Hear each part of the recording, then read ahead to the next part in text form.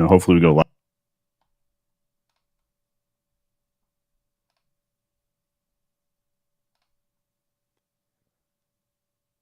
All right. We are live. Very good. Hello, world. Yes. Hello, everybody.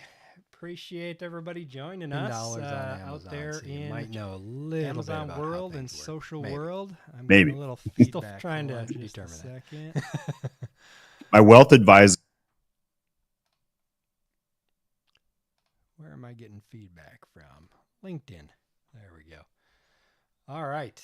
So, everybody, appreciate you joining us. Today, we're going to be diving into the top Amazon news as we do here every Friday. We've got Stephen Pope with me today. He has the My Amazon Guy consulting and platform, and they manage over $1 billion of sales on Amazon. So I think he knows a little bit about what's going on, as we were joking before we got started. So I appreciate you joining us, Stephen. This is going to be a lot of fun. Thanks for having me on, Todd. It's always fun seeing you at the conferences. Congrats on all the growth that you've had. And I can tell you love this stuff. I used to be a TV reporter, but man, you don't miss a beat. You got every story every week. So anybody that's watching this, if you haven't subscribed to Todd yet, you want to keep up with the Amazon news. He is putting out more content about news than I am, for crying out loud. He does a lot. I appreciate that, Stephen. That means a lot. But yeah, I do my best, keep putting information out there, and hopefully people get something out of it and helps them do a little bit better in their Amazon business. But let's go ahead and dive into the first story, kind of the big news story rocketing around LinkedIn and other social media platforms with Brandon Young, who is one of the owners and founders of Data Dive.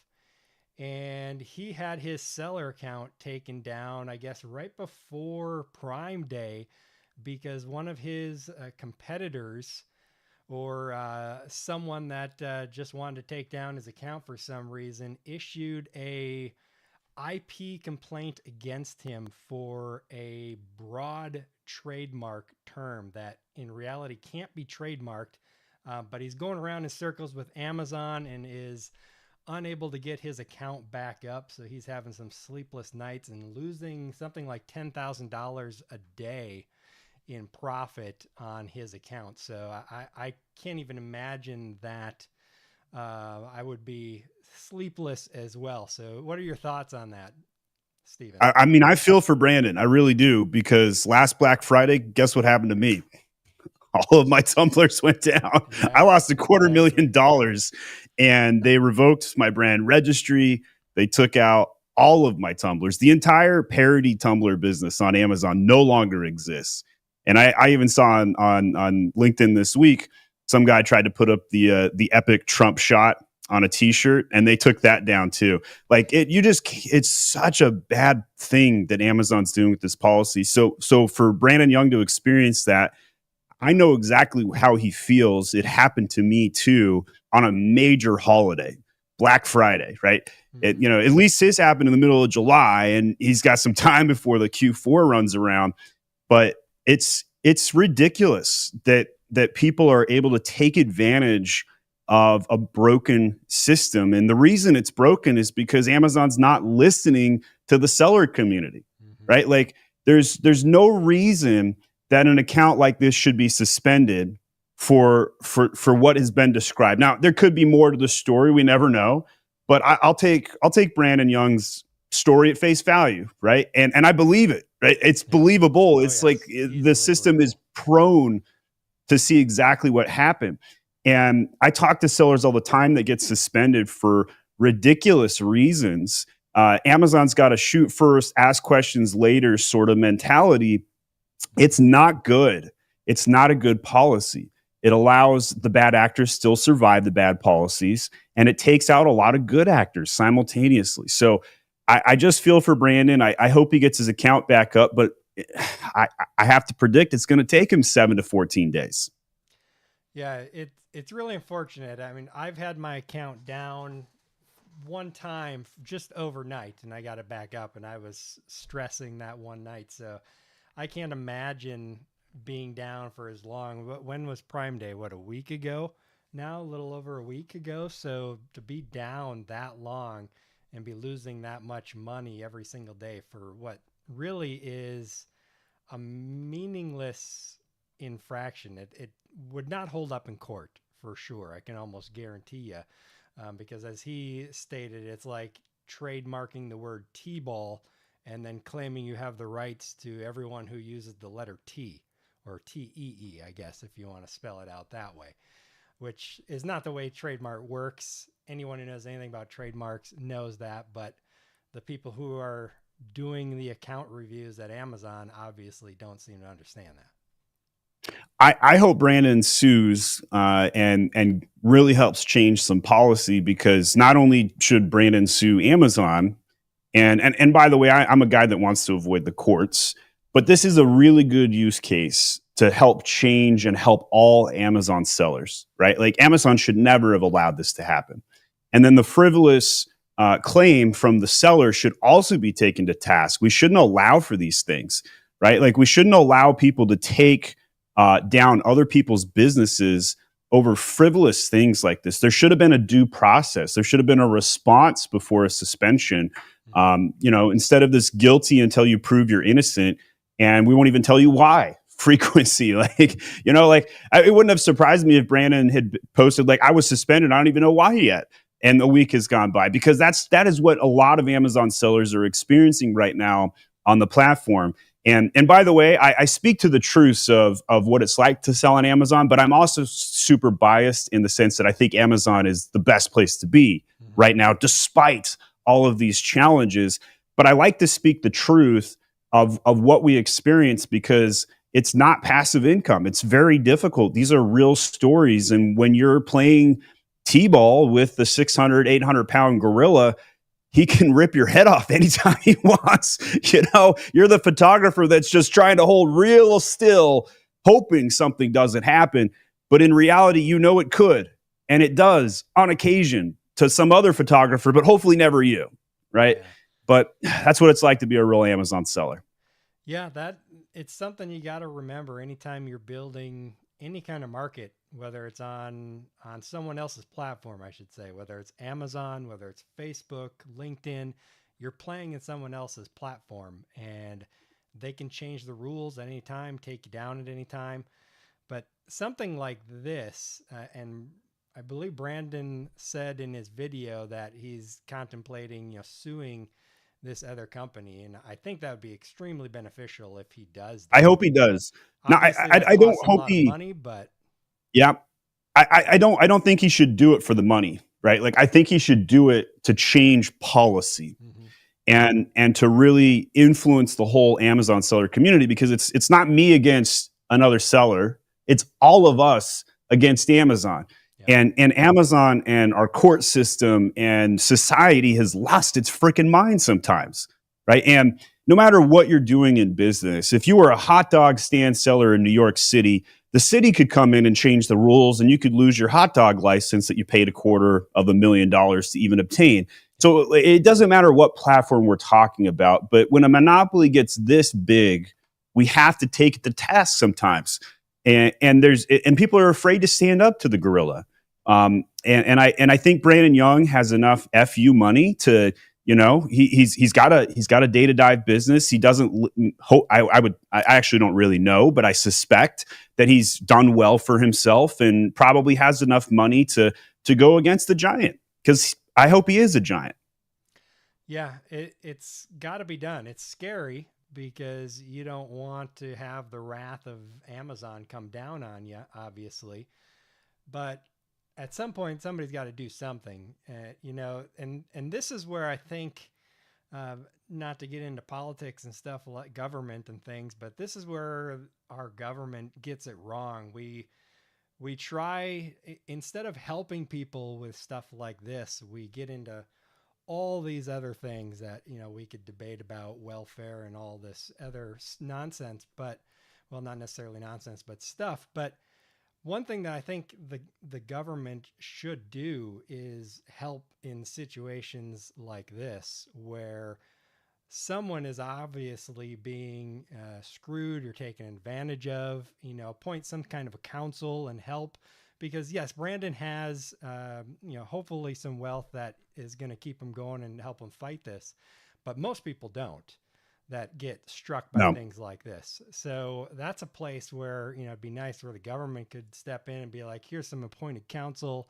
We're going to help you go after Amazon because, yeah, this isn't right, or at least you deserve some kind of representation to fight back against this. And yeah, you can get court appointed counsel and stuff like that, but usually it's pretty minimal and still very time consuming and 6 to 12 months, easy. Yeah. Yeah. Well, I think the most terrifying words in the English language, though, are I'm from seller support and I'm here to help. And the second most terrifying words in the English language is I'm from the government and I'm here to help. Neither of these systems have helped me or have helped you or any other Amazon business seller from all time. And there's just, I wish that wasn't the case. I really do. Yeah, I think Ronald Reagan would probably agree if he was still around to see what's going on today. But yeah, and unfortunately, it turns off a lot of people that potentially want to start selling on Amazon. They see this kind of stuff and it scares them. And you should definitely be scared about it. It happens. Something like this is going to happen to you if you're selling on Amazon for long enough. You just got to try the best you can prepare for it, and hopefully you get someone over at Amazon that knows what they're doing. And I second that, but I also want to say, hey, name another place that you can transfer wealth faster than Amazon. Yep. Like real estate, you got to wait a decade to get your profits. You have to hold for a long time. Warren Buffett held stocks for 45 years. I mean, it's just, there's no better place to go and build wealth than there is to sell on Amazon. Now, it's not pretty, right? There's sausage being made in the back, no question.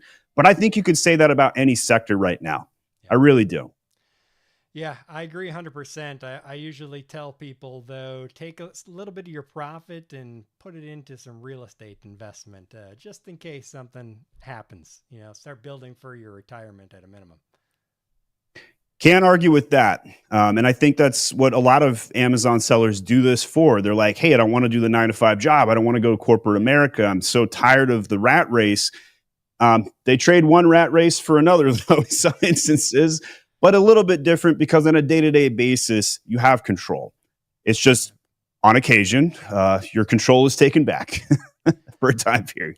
Yeah, and we're talking about Amazon, but obviously this can be the case in any business. There's always going to be issues that you're dealing with and struggles. The rat race is very real, especially in the first years that you're starting a business. I mean, anybody trying to sell you out there that, sell on Amazon or start a gym or whatever and get rich quick, it's not real. Run from those people very fast. I can't argue with that. All right, cool. But definitely, if anybody out there hasn't checked out that video on Brandon, he's got an 8-minute video talking in depth about what's going on. So check that out and like and comment, and hopefully we can push it a big enough story to get him some help over there on Amazon. But this next story is kind of equally crazy. The OC Register reports that Amazon sold a used diaper, and the review from a Redlands mom tanked the mom and pop business. Not just any used diaper. There were skid marks. Yes. Like there was brown, guys. This was a very stinky story. Like there was a time bomb sitting in an FBA warehouse somewhere, and lo and behold, the customer got to open this thing up, take a look at it, and go, "What the?" Yes. And took a picture of it. Took a picture of it and blasted the seller on the review, and they could not get this review down. It's crazy. am flabbergasted, right? Like this is the epitome This is the worst case scenario a seller could ever go through as a business or a brand owner. I'd rather be suspended than to see this happen to my business, right? Like, and I can only laugh about it. But like, I think that the diaper story has more propensity, more power behind it. The visceral smell of it is worse to change Amazon's policies than anything that we've seen this year. Yeah. Like, I think that this story could go to Congress and change the FTC policies. I think that this story could change the entire product review policies that Amazon has, right? Like, why? How does this happen? It's crazy. It should scare anyone about letting Amazon check your products and say, yeah, this is new, or this is used like new, or used good, or whatever the case may be. Because, I mean, could anyone look at a product, a dirty, used, stinky diaper, and be like, yeah, this is new still, let's send it out to the next customer? Obviously, whatever employee did that didn't even open the box probably that it was in. They just put it back on the shelf or something, or who knows, maybe an AI robot looked at it and was like, yeah, looks good to me. There are layers of problems to this story. I mean, if we list out the breakdowns that had to occur at each layer of this situation, first of all, the customer took advantage of Amazon's liberal return policy. And this is a toxic situation by itself. All of us as Amazon sellers know that some sellers are returning false items, broken items, used items to take advantage of the fact that they used it, returned it, and then they get their money back, full reimbursement. Yep. Okay, so that's like layer one. Layer two is the $15 an hour laborer in the warehouse who didn't check the box, who just decided to take it back in and check it off. And that's a problem by itself. Layer three is the system that Amazon allowed that laborer to do this. And they probably had such high KPIs.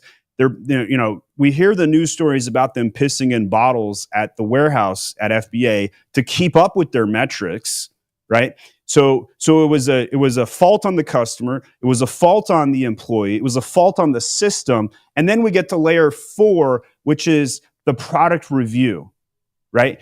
If Amazon had cured this at any one of these layers, if they had allowed a product review, which absolutely violates TOS, it was a returned product. That is not the seller's fault. The seller has zero control over this. Amazon is at 100% fault here at every single one of these layers. And they allowed it.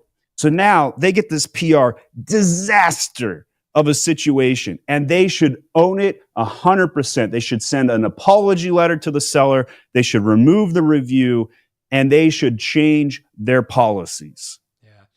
It goes right back to the previous story with Brandon Young. I mean, it's essentially relating to the review, just a failure of someone at Amazon to have any kind of common sense in what is going on.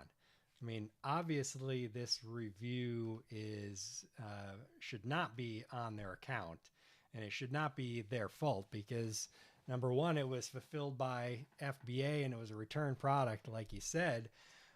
But number two, I mean, Amazon obviously messed this up, and the review should not be counted against these people's business. Literally, potentially destroying their business. It's just go ahead. Terrible. Yeah. I would not want to be that seller. So I'm assuming over at My Amazon Guy, you guys have dealt with removing reviews. How difficult is this typically for you guys to get done?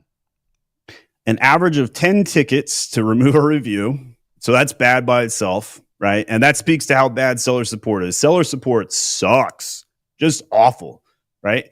But only 3% of reviews that we try and remove can be removed. And we have a full product review removal guide. If people are curious on how we post our actual SOP live for free Just Google My Amazon Guy product review remover, and we have a full like step-by-step guide, and we even have one that specifies in this specific instance what to do about how it's a return product. You cite the Amazon policy, and this one should have been a high strike zone. Like this is the one where instead of 3% chance, I'd be like, yeah, it's a 51% chance. And eventually this one will get down. And it would surprise me though if they still hadn't taken it down because of the PR, but it's possible. That's how bad seller support is. Yeah, you would think somebody high up would be like, get that dang review down right now. But oh man, and an apology letter, something. Yeah, for sure. Something.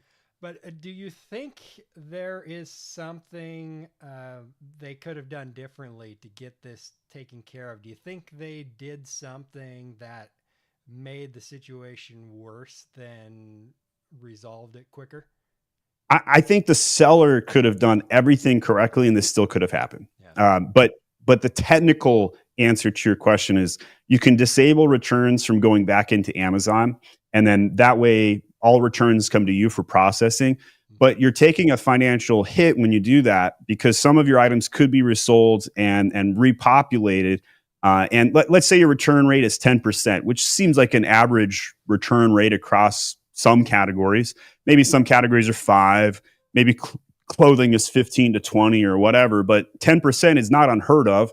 And so if you think about that, that's 10% of your product that you ship in that you have to then ship back out. So it's been shipped one time in, second time to the customer, third time to you, and then from there you have to touch the product and ship it back into Amazon. That's the fourth time, and then Amazon ships it out to the customer for 5 times. Yeah. So that's 5 touch points for that item, and that's not worth the same as an untouched item. It's just not. Yeah. And so that's a financial hit you're going to have to take. And so I can totally understand why a lot of sellers decide to not take that financial hit and trust the Amazon FBA system. And to be honest, that's what I did with my business, right? And if my customers were coming to me and asking me these questions, I would probably also suggest take the risk. But for the seller out there that gets hit with that sort of product review, it's a lambasted problem. I've seen product reviews where we had a rope client. We've worked with this rope client for 6 years, and a product review went up about how they used the rope in the bedroom in a vicarious way. And they had a picture. There was no people in the picture, but there was a mannequin. Mm-hmm. And this picture marked the item as an adult item. Mm-hmm. And we had to ticket it to Amazon and be like, this is rope. I mean, like, come on. This is rope. This is not an adult product. Please allow us to advertise this product. It had been banned from ads because it was an adult product. So I've dealt with the weird things that product reviews can do, and that had nothing to do with the seller. The seller didn't do anything wrong. No setting in the return policy could have changed the fact that a customer thought they were funny and left a product review as a troll, right? And man, there are a lot of internet trolls out there these days, aren't there, Todd? It's just a lot. Oh, yes. Yeah, for sure. You hope someone did it as a joke without intending to harm the company, but there's a lot of people out there that are just, for some reason, get joy off of harming other people. So it's always hard to say. Like, you touched on it briefly with the diapers here. Like, what kind of human being do you have to be to return a dirty diaper and try to get your money so back? Bad. I mean, do you remember that story when the cat got shipped to Amazon? And that was crazy. A cat out of Utah got shipped like across state lines in an FBA box. Like that one's a little bit more believable of like, human no malpractice here. Like the cat snuck into the box between the taping and the open. Like I can believe it. Like I can see that happening. But the used diaper, not a chance. Yeah. No way that was an accident.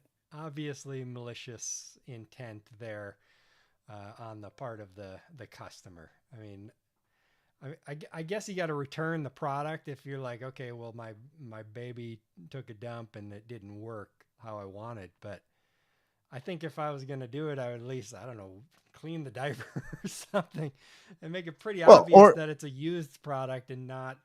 Or not return it and just demand your money back and just go to Amazon.com/contact and have a hissy fit with the chat rep until you get your way. Like, I guarantee you, any buyer of Amazon can get their money back for a purchase, Yep. regardless Oh, for of sure. what I've happened. I I've done it guarantee several that's times possible. for products that they say are not returnable and not refundable.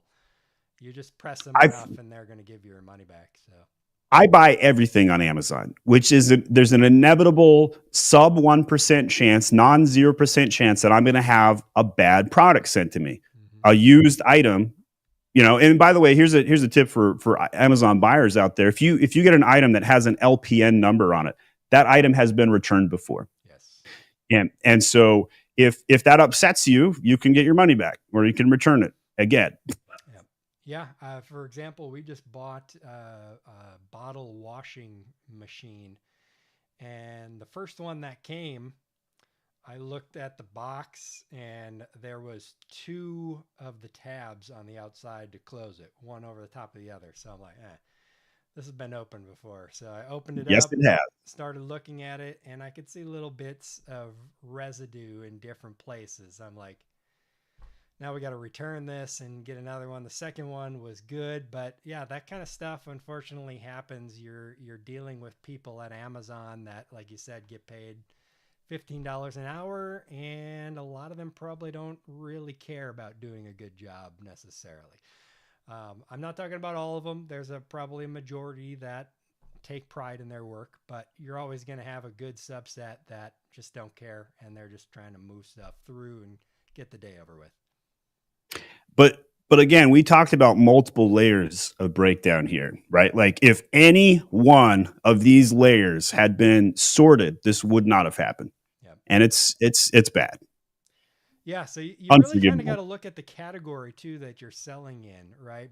Baby products might be a category where you don't want Amazon analyzing your products and putting them back up to sale because that's just such a sensitive area, like, right? There might be some products that I get and they've obviously been opened and it's like, I don't care. It's a fly swatter or something, But Sure. a baby bottle cleaner or baby bottles or baby diapers, if it's obviously been opened and used, I'm gonna be like, I'm not taking that chance with my I newborn. wouldn't either. I've got 5 kids, 8 and under, and I'm a proud father. I will protect my kids at the cost of somebody else. Yep, Absolutely. for sure. And so I think I would draw the line there. I think that's a good bright line. Yep, 100%. All right, cool. So before we move on to the next story, Stephen, why don't you tell us a little bit about my Amazon guy and what you guys do? Yeah, so my name is Stephen Pope. I'm the founder of my Amazon Guy, and we manage close to $1 billion in annual sales on the Amazon platform. So probably somewhere around 4.5, $5 billion lifetime in the 6.5 years that we've been in business. And we have 550 employees. We've built one of the largest independent Amazon agencies in the world, dedicated to helping Amazon sellers. And I just love doing this because there's so many problems that Amazon sellers experience. These news articles that we're going through are just case in point of this. I have a huge passion to help people do that. And so what we do at MAG, at My Amazon Guy, full service management, all of your traffic and conversion improvements. So on the traffic side, we manage PPC, SEO, CTR. I've been talking a lot about my main image hack on the CTR angle. It's the fastest way to grow sales.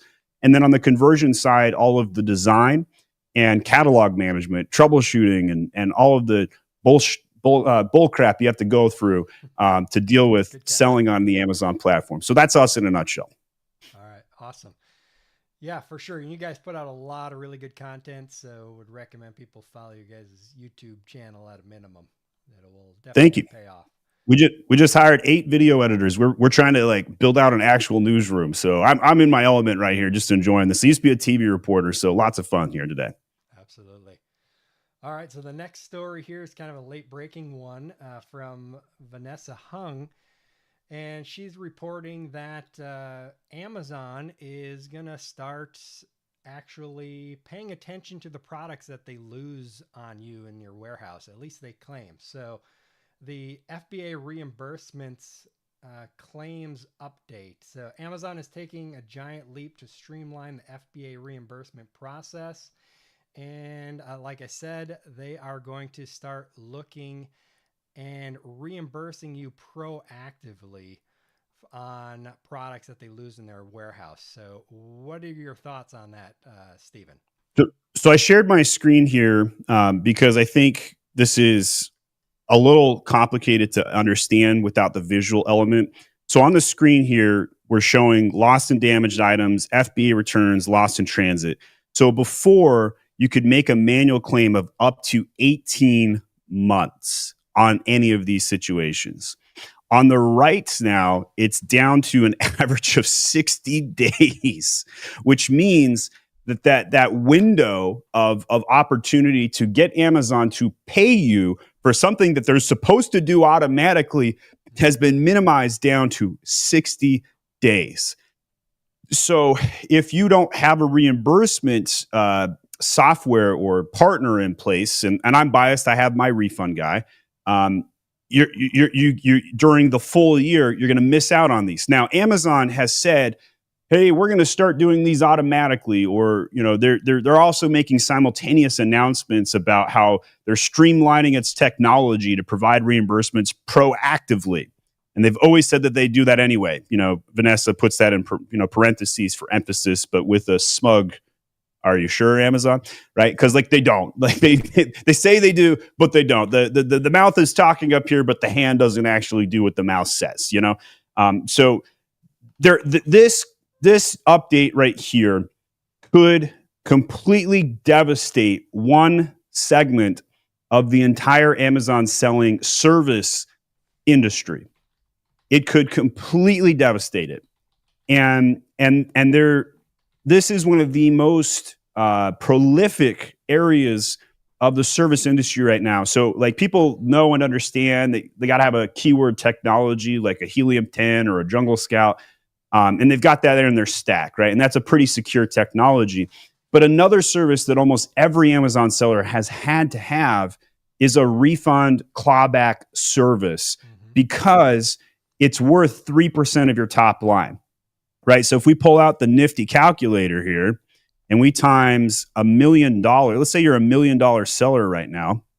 So I put in $1 million right here and times 0.03, that's $30,000 a year minus some, FBA fees that you are missing out on right now. So if Amazon changes this policy, but doesn't make it proactive, and you're not using a technology service, that's 3% of your top line, probably a point and a half, probably equates to 3% of your profits as well, something like that. That can be very problematic. So I think that this is one of the biggest announcements to come out of Amazon this year that has very wide-ranging, sweeping effects. It's going to be a talker. We're going to see it, a lot of things. But look at Vanessa writes, look at it this way. If your items get lost in Amazon's fulfillment centers, you won't have to chase down claims anymore, or so they say. Yeah. Let's see what your bottom line sees, right? And they're claiming they're going to instantly reimburse. So if this comes to pass, Gatita, Carbon 6's seller investigators, my refund guy, which I own, could go out of business, could completely collapse them. Now, whether it actually comes to fruition, I don't know. Do you trust Amazon's news? I don't. I don't at all. Not at all. And I've told people that many times in the past, when Amazon has a repricer. But what is their incentive? Their incentive is to drive your prices down. They don't care about your profits like an external repricer might. Look at the trademark issue we were talking about and the dirty diapers and stuff like that. Amazon gets stuff wrong all the time. So I think they'll do it. It probably will not be perfect, especially not in the beginning. Maybe down the road, it'll start getting better and better. But it's not in necessarily Amazon's best interest to make sure they refund you for everything they accidentally lose in their warehouse. So they don't have any skin in the game. No, I'm still going to have an external person, like my refund guy is what we use now. And Getita is really good as well. There's lots of good ones out there. But I'm still going to use a service like that. I mean, why wouldn't you? Amazon messes stuff up all the time. I can guarantee you they're going to mess this up as well. I think they will, and I think because they don't have skin in the game, that it's possible that this will persist as an industry, but it's definitely has a high risk, right? Like this is the biggest risk to that segment of our industry we've ever seen, Mm-hmm. and there's a lot of a lot of money to be made, right? So just as an example, I've probably clawed back $5 million out of Amazon, right? That's gigantic. It's a huge number that Amazon should have done automatically. That they have policies that say they do it automatically. So if this comes to fruition, sellers should win, but it's one of those wait and see, suspicious. And I think what did she say? The date range starting in October 23rd. So this is going to be right in the midst of the Q4 rush, and has a this is something that every Amazon seller needs to pay attention to because it could affect their top and bottom lines. 3%. Yeah. Yeah, it's definitely something. If you're not already using some kind of refund service out there, definitely get one right away because Amazon does lose your stuff all the time. We've got, for example, a pallet of 900 units that was delivered to Amazon. We have proof that it was delivered to Amazon, and Amazon says we sent a 500-pound pallet with nothing on it. So Sure. Yeah, they, absolutely. yeah, they lose stuff all the time. And the only thing that I just thought of that could potentially be an incentive for Amazon to do this is the volume of support cases that it could decrease by doing this internally for Amazon, right? Because you guys are opening, probably hundreds or thousands of Thousands. cases Yeah. for us every month. And if they can substantially reduce that volume, maybe they'll save enough there to recover the money that they're paying back. Maybe that's where they're looking at it, but it's hard to say. I don't think that the boardroom makes decisions like that. Like Yeah. if they did, the whole seller support system would actually be functional, right? Like it's I would replace seller support with AI at this point. Like AI would do a better job Probably. than the garbage that we deal with. But like, how easy is it to follow Amazon's policies? Brand name change. Well, if you want to have your brand name changed, there is no policy for that. Make a new listing and you're screwed, right? And you lose all your product history and reviews. All right. What about a UPC change? Okay, Amazon sellers, you guys got to buy from GS1. We made this rule up, and then all of you guys that bought UPC codes from retired systems and eBayed them and whatever else, screw you. You can't change your UPC codes. Yep. But you want me to be compliant. Well, screw you. I don't care. You can't be compliant, but we'll give you no system to make it so you can be compliant. You're just SOL, right? Like that's what Amazon does in its system. And that creates multi-million-dollar consulting fees that are paid to guys like me to go in there and fix Amazon's system. So on one hand, I'm biased and I hope Amazon doesn't fix these systems because I make money off of it. But on the other hand, it's not the right thing to do, right? Like I hope that Amazon starts making better decisions with its seller support so that we don't have to deal with this headache. I'd rather spend my time figuring out how to source my next product, how to grow sales, how to control ACoS or negate a few extra keywords versus the catalog troubleshooting and the seller support tickets that we file. It's a broken system. And the funniest part about this is, and I've talked to the leaders over at Amazon. I don't have any insider or anything like that, but I've talked to them. They don't understand. They just don't understand. And that may be why they don't care. They do not understand what sellers have to go through. They need to become sellers and be forced through their own system. I do some of my best work as an agency owner when I just become my customer, right? If you write an email to an agency and they don't respond in 24 hours, how does that make you feel? Right? Terrible. So I'm like telling my people, you got 4 business hours. Every email must be responded to in 4 business hours. Seller support could be fixed by just having simple frameworks help the damn customer. No more copy and paste, no more superfluous intros where you talk about flowers for 4 sentences. Just give me a tweet. I fixed your problem. Here's your next step. Done. That's what a seller support ticket should be. Yeah, those flowery intros to emails are so annoying because it's like you got to scan through the email. Like, where do you actually tell me anything of use?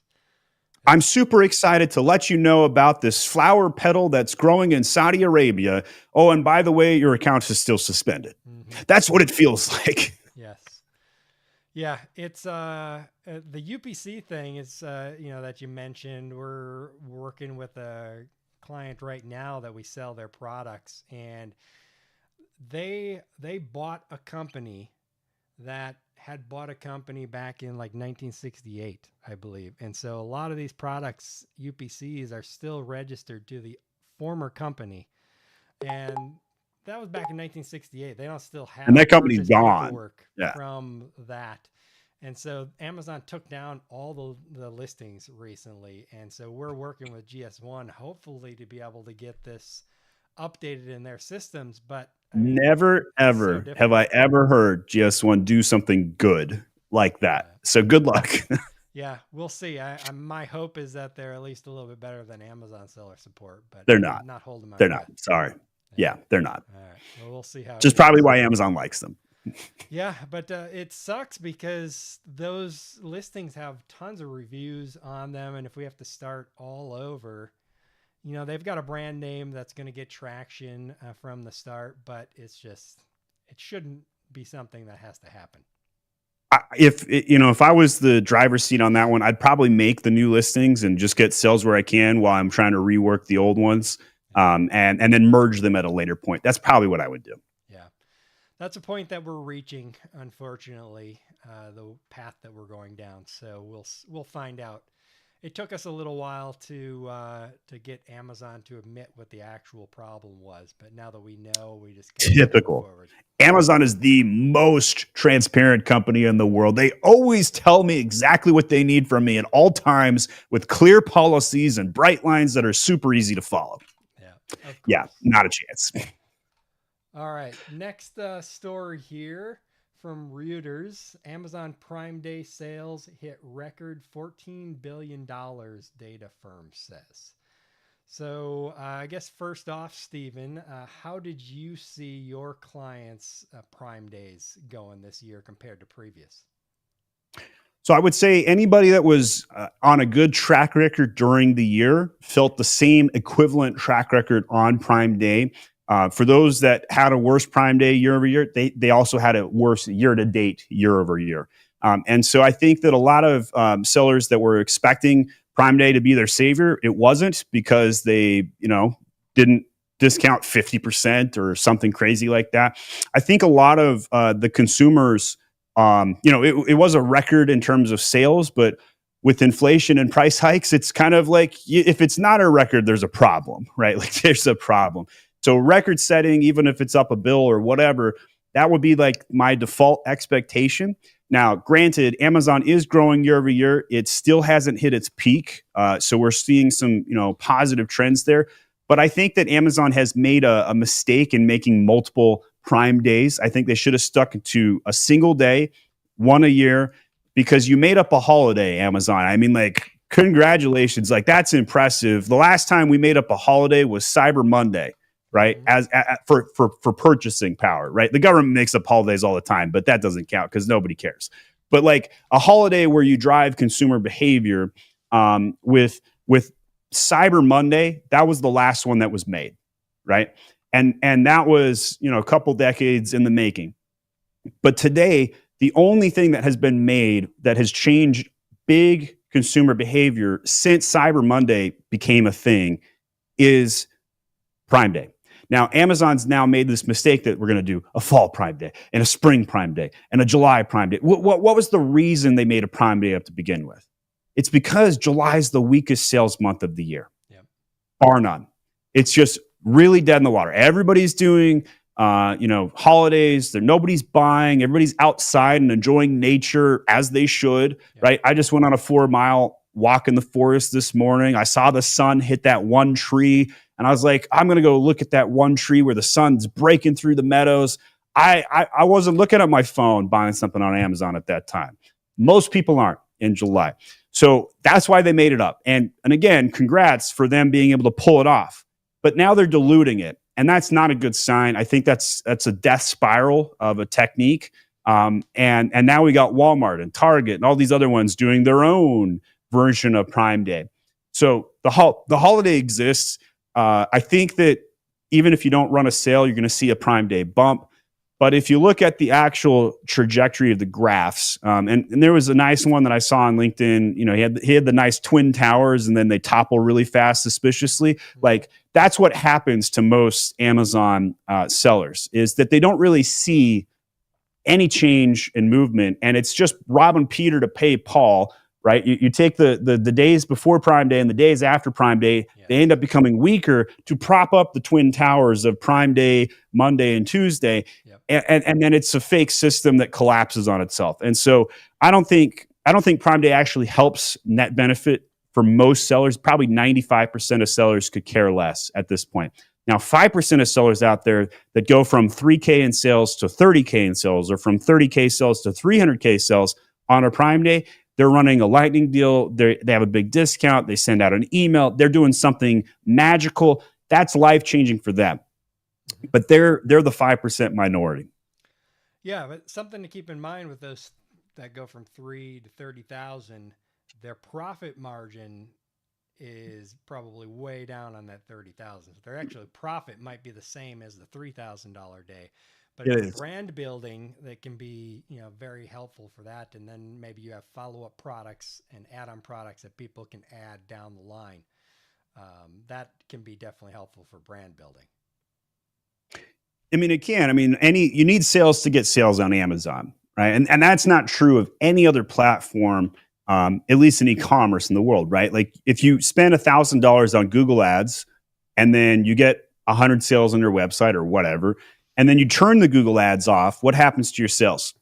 Nothing, right? But on Amazon, if you spend $1,000 on sponsored products and you get 100 sales on Amazon and you turn the ads off, what happens? Instead of boom, it's more like and it stays up here, right? Because you get those organic sales, it rewards you for the algorithm. This is what my favorite thing about Amazon and why I've been attracted to it for the past 15 years is because whatever you invest into getting traction and sales on the platform, it rewards you in perpetuity, right? For every one PPC sale that you pay for, you earn 3 organic sales over 6 months. And that's not true about Google. That's not true about Facebook or any other Shopify platform in the world. Not TikTok, not Temu. This is the reason. This is the number one reason why I think Amazon is so powerful for a seller. Is because it's the only place in the world that you can be a native-born Amazon brand. Only place you can be a native-born brand. I know that 95% of my customers, my brands that I work with, and I got 400 of them, so almost all 400 of them are native-born Amazon brands that do not sell anywhere else. Like, don't even want to be on eBay for the extra point or two. Don't want to be on Walmart for the extra 3 or 4 points you can get over there. Why? Because the diversification takes away from your goose eggs that you're looking at, and you lose your focus. Right? Alex Hermosi on LinkedIn talks about this almost every single day. He's like, screw diversifying, focus on that one thing and be the best at it. Do the hard thing over and over and over again. Amazon allows for this. So all the criticisms that we put into the content today, like leading up to that, there's the light at the end of the tunnel. Prime Day is a little overrated, but the platform is not. Yeah, and that's why Amazon keeps growing and people keep selling on there, regardless of the issues that we've talked about, and that it is getting more difficult. You need to be more professional, more of a master of the Amazon systems, or use someone who knows how to do that. But something to keep in mind is this number, which last year it says they did 12.7 billion, this year 14 billion. That's not taking into account inflation, right? Supposedly the real world inflation is like 3-4%. We all know it's a lot higher than that. It's probably more like 25, 15, 20% or more. Yeah. So even if we go conservatively at 10%, 12.7 at 10% inflation in a year is 13.97 billion. So there's your 14 billion. So in reality, if we're calculating in inflation, it's probably flat, maybe even a little bit lower than last year. I think you make a compelling case that I very much agree with. Yeah, most people don't look at that. If you look at a lot of headlines, like people talk about, the price of anything that's going up when you see it in the news, you always have to ask yourself, compared to what? What are they comparing to? Are they comparing to last year and not calculating in inflation or whatever the case may be? So you always got to be a little bit careful when everybody's like, a record year. It's a record year. Yeah, we had 100% inflation, but it's a record year because we're up 10% from last year. Whatever the case may be. So I hope one day we actually teach inflation in high school or an accounting practice or something. Because man alive, we're losing our minds, and a lot of people want to be like, oh, it's the big greedy corporations. It's not. It's quantitative easing, guys. Check that out. Go Google that. Go figure out how the government's printing money. yeah, like I invest in real estate, like we talked about earlier, but something that on a podcast I was listening to this morning, the big news right now is that foreclosures have increased 300%. And it's like, compared to what? Basically, foreclosures are basically zero right now. So they went from zero and increased 300%, 1 to 3 or whatever, 1 to 4.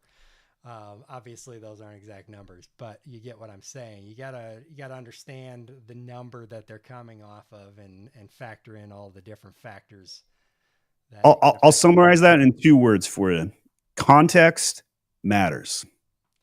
Yes, and don't believe what the mainstream media, the hype that they say. I would rather trust the taxi cab driver at this point. Yeah. Like, that guy knows where he's dropping people off. He's like, something's happened over in that building. That's what I would trust in this day and age. Like, we need to get back to the barber shop talk. Yeah, they're going for clicks and eyeballs and whatever agenda they're pushing rather than the truth most often. So you got to be careful. So we've got a few more minutes here, so let's hit one last news article here. So this is direct from Amazon. Refine customer segmentation with brand analytics. It says we've introduced new brand analytics features to help you refine your segmentation of customers and to engage the following audiences. New audiences allow you to highlight declining top tier and declining promising customer segments for insights. And then also you have the cart abandoners audience. So you can target people who added your product to cart and target them with retargeting basically. But the new audiences, the declining top tier and promising customers, I've looked at that, and that is kind of cool to be able to see what at least Amazon thinks are your top tier customers and then your promising customers and whether those are increasing or declining. Have you taken a look at that, Stephen? Yeah. So anytime Amazon releases more data, it's a good thing typically, right? So what I think that we're seeing is the preemptive signs of what is going to come, right? If Amazon is starting to push retargeting more, what does that mean? That means that we're going to start to see more of the ad dollars push off of the Amazon platform into Amazon, right? So for years, people have been trying to crack Google, Facebook, Pinterest, et cetera, pushing ads into the Amazon platform. And for years, it's been a frustrating process because the tracking doesn't work, the pixels don't work, none of the programs that even Amazon built are functional, and you see all these tools pop up, and Carbon 6 owns one, and there's Pixel.me, and all these other ones that are out there trying to solve for this problem. The moment that Amazon ran out of ad space on Amazon.com was the moment that they said, what else can we do? Well, they first started, if we go to a live Amazon page, maybe we could find one of these, live. I'll just click on a random product and see if I can find one. So I'll share my screen here. So if we go to a live Amazon product and we scroll down to the section customers bought together, what do we notice now? We notice that there's a sponsored. What do you mean? These are frequently bought together, but it's an ad. How does that work? Right? So Amazon ran out of ad space, And they started to take frequently bought together, which is an organics location, and now change it to a sponsored ad.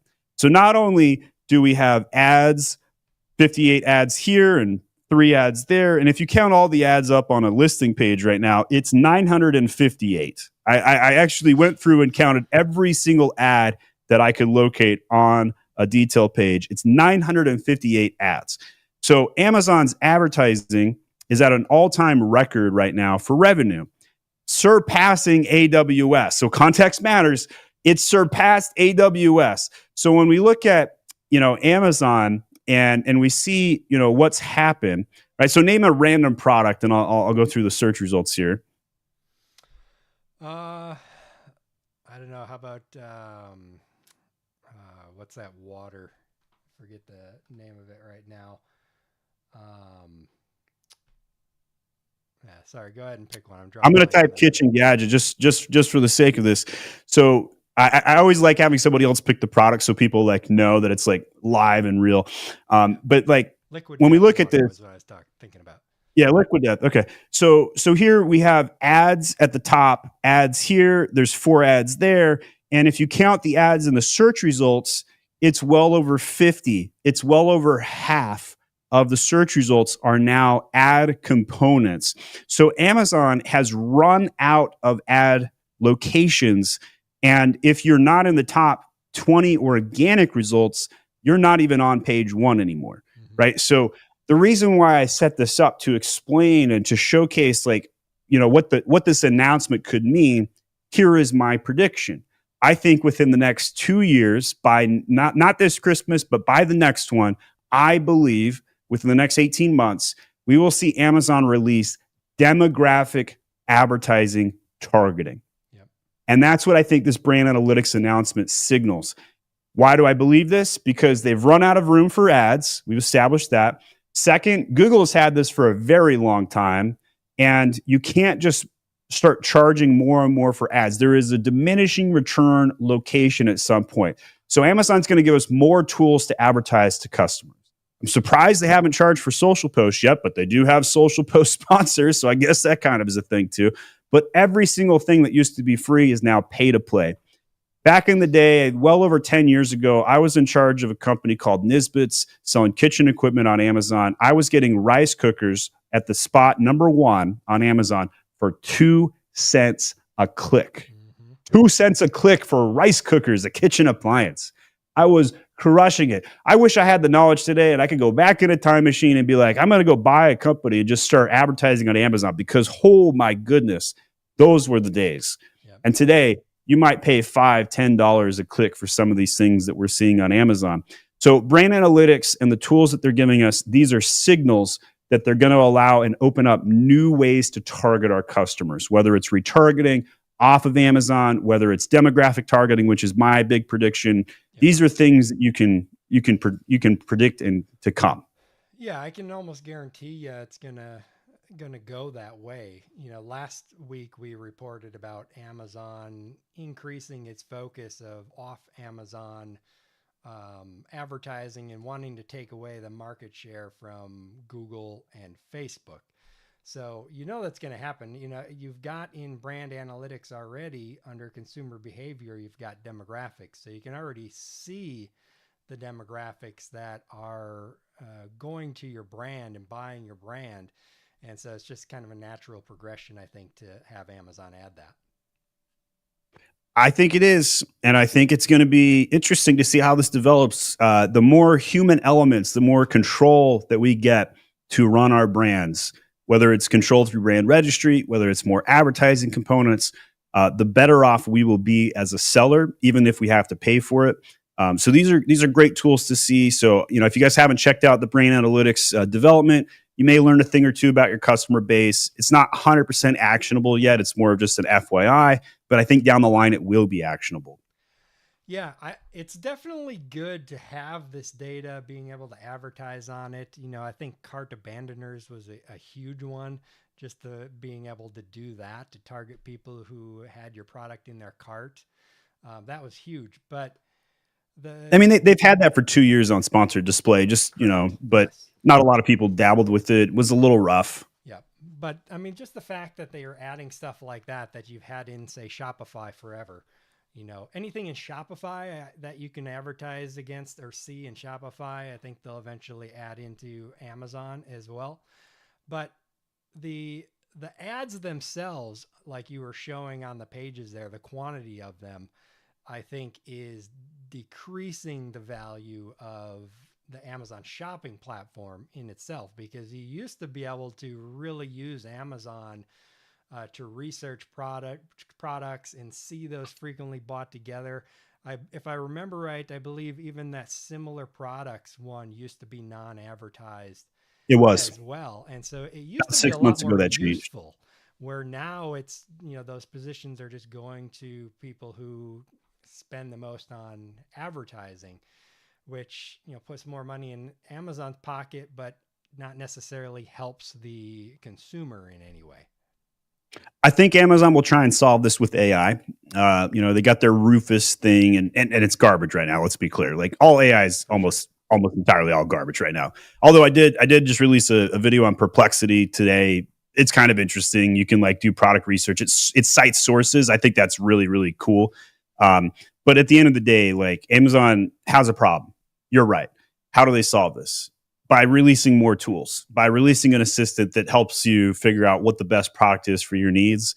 I mean, I bought a dog. It's a Vizsla. It's a Hungarian breed, 26th most popular breed in the world. How do I know this? Because I went to AI and I said, here are the things that I like about a dog, and here are the things I don't like about a dog. Which dog should I select? And it said, without a doubt, Steven, go get a Vizsla. That's the power of what AI could do for product searching, like through a Rufus tool or an AI assistant on Amazon. So we'll see what happens. Yeah, and you never know how Amazon is going to swing. They have a tendency, just like anything that humans seem to create, whether it's politics or Amazon or whatever, there's always these big swings, back and forth. Like the whole page is organic, the whole page is sponsored, and then, it'll find its middle, like Democrats suck, so let's elect all Republicans. Republicans suck, so let's elect all Democrats, and it just It swings both back and sucks. forth. Stop electing the bad ones. Right. But that it's just kind of the nature, human nature, I guess. Think we go as far as we can, and then that was too far, and then we try to go back. Jeopardy And thesis. hopefully, eventually, you find a middle ground that works. So maybe we'll start seeing that decline a little bit with the number of ads on a page. Not But not in the next 4 years. There's Amazon has won the game. They are the true unbeatable behemoth of a monopoly. Nobody can touch Amazon right now. Not in the United States. Not Temu. Not TikTok. Although they are the closest. And man, I hate saying that because I really don't want to work for the Chinese. I really don't. no. But that it's good to have competition. The American system has always been good because of competition. Apple and Microsoft going at it, Facebook and Apple going at it. Those are things where the consumer wins. Yep. So we need somebody to take Amazon down just a little bit.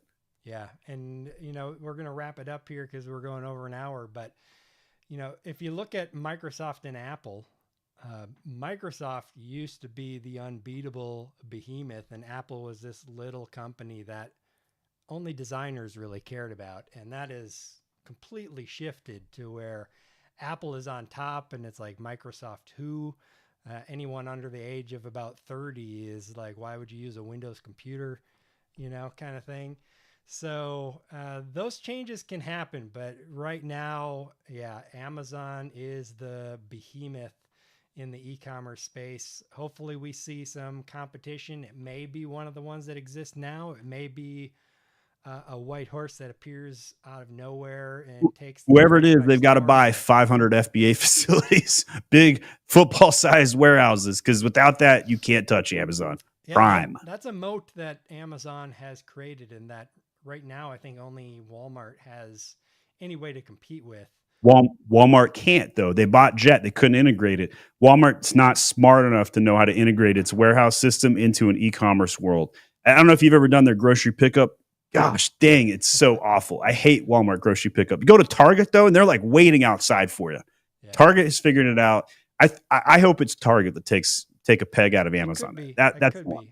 They're very small, though, and I don't know if they have the What's the right word? Like the gumption Vision. to just go big or go home. I think they're just going to keep incrementally growing. I could be wrong.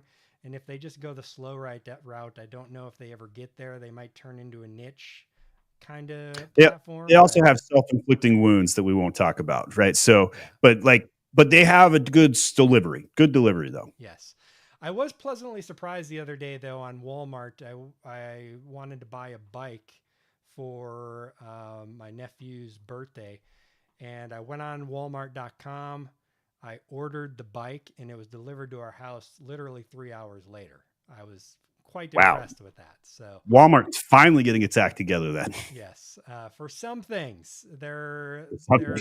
delivery from local stores is quite good. A lot better than Amazon's local delivery. But yeah, they leave something to be desired for their general e-commerce delivery for sure. But Well, that's good to see. I want to see some competition. it would be good. We'll have to keep watching and see how it goes. But Stephen, I really appreciate you coming on the Amazon News Live this week. It's been awesome. Thank you for having me. My puppy in the corner here. Here's my Vizsla. Todd, you do a great job with all the news. If you guys haven't subscribed to Todd's channel, hit that subscribe button right now because he covers Amazon news better than anybody else. Better than me, better than anyone. Thanks for watching, guys. Appreciate it, Stephen. Have a great one, everybody.